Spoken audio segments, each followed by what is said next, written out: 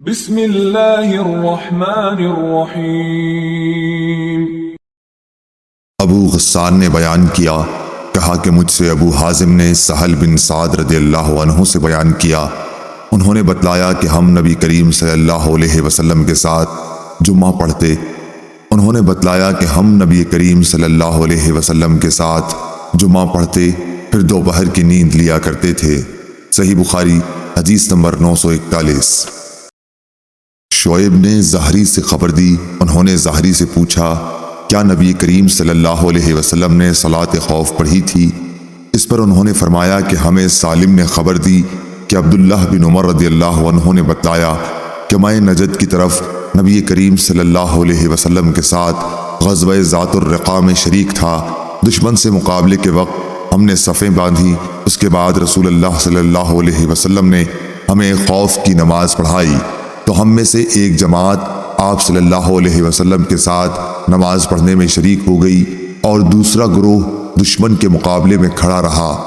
پھر رسول کریم صلی اللہ علیہ وسلم نے اپنی اقتداء میں نماز پڑھنے والوں کے ساتھ ایک رکوع اور 2 سجدے کیے۔ پھر یہ لوگ لوٹ کر اس جماعت کی جگہ آ گئے جس نے ابھی نماز نہیں پڑھی تھی۔ اب دوسری جماعت آئی، ان کے ساتھ بھی آپ نے ایک رکوع اور 2 سجدے کیے۔ پھر آپ صلی اللہ علیہ وسلم نے سلام پھیر دیا۔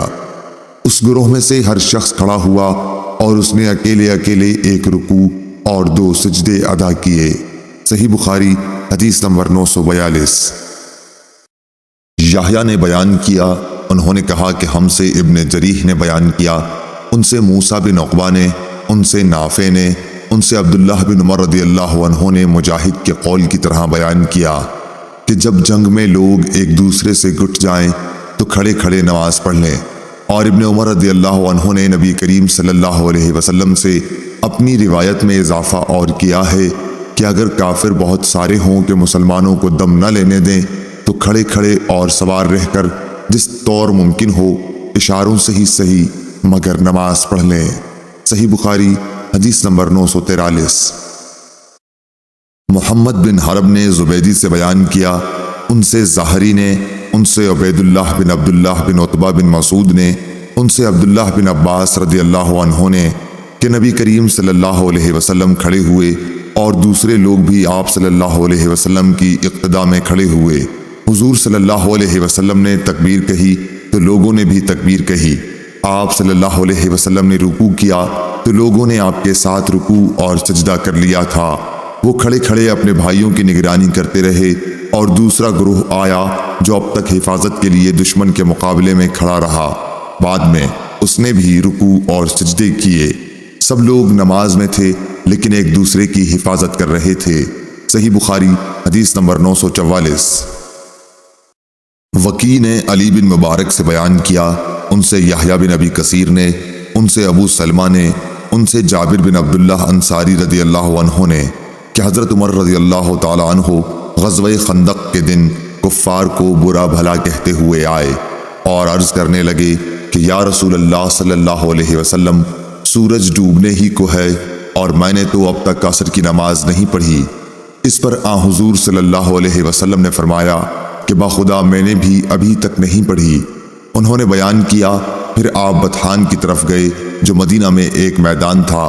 وضو کر کے آپ نے وہاں سورج غروب ہونے کے بعد عصر کی نماز پڑھی، پھر اس کے بعد نماز مغرب پڑھی۔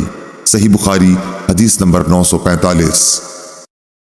عبدالعزیز بن صہیب اور ثابت بنانی نے بیان کیا، ان سے حضرت انس بن مالک رضی اللہ عنہ نے بیان کیا کہ رسول اللہ صلی اللہ علیہ وسلم نے صبح کی نماز اندھیرے ہی میں پڑھا دی، پھر سوار ہوئے، پھر آپ خیبر پہنچ گئے اور وہاں کے یہودیوں کو آپ کے آنے کی اطلاع ہو گئی اور فرمایا اللہ اکبر، خیبر پر بربادی آ گئی۔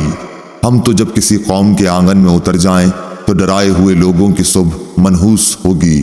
اس وقت خیبر کے یہودی گلیوں میں یہ کہتے ہوئے بھاگ رہے تھے کہ محمد صلی اللہ علیہ وسلم لشکر سمیت آ گئے۔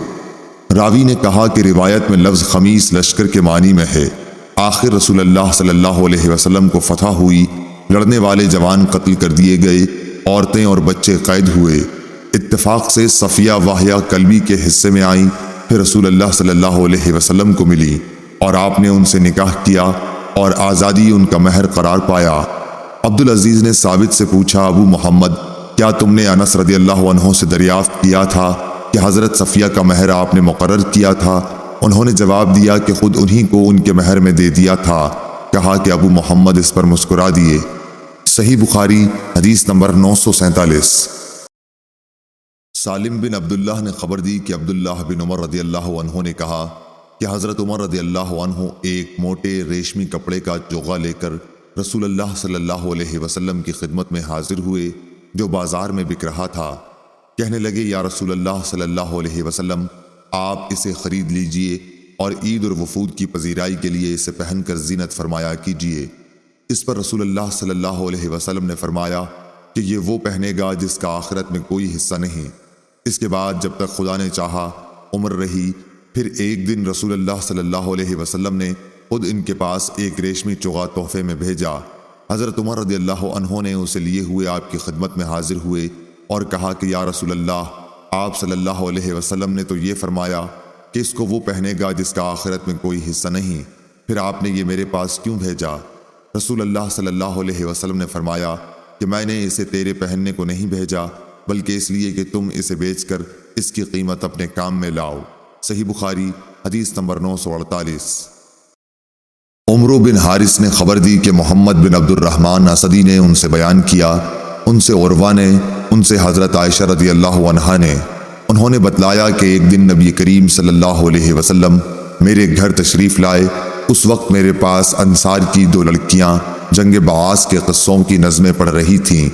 آپ صلی اللہ علیہ وسلم بستر پر لیٹ گئے اور اپنا چہرہ دوسری طرف پھیر لیا۔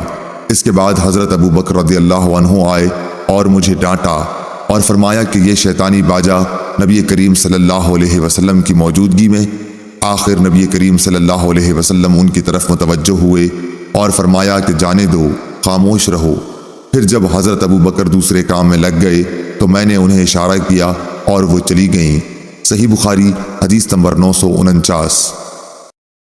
اور یہ عید کا دن تھا۔ حبشہ سے کچھ لوگ ڈھالوں اور برچھیوں سے کھیل رہے تھے۔ اب یا خود میں نے کہا یا نبی اکرم صلی اللہ علیہ وسلم نے فرمایا کہ تم یہ کھیل دیکھو گی؟ میں نے کہا جی ہاں۔ پھر آپ صلی اللہ علیہ وسلم نے مجھے اپنے پیچھے کھڑا کر لیا۔ میرا رخسار آپ کے رخسار پر تھا اور آپ فرما رہے تھے، کھیلو کھیلو اے بنی ارفدہ۔ یہ حبشہ لوگوں کا لقب تھا۔ پھر جب میں تھک گئی تو آپ صلی اللہ علیہ وسلم نے فرمایا بس؟ میں نے کہا جی ہاں۔ آپ صلی اللہ علیہ وسلم نے فرمایا کہ جاؤ۔ صحیح بخاری حدیث نمبر 950۔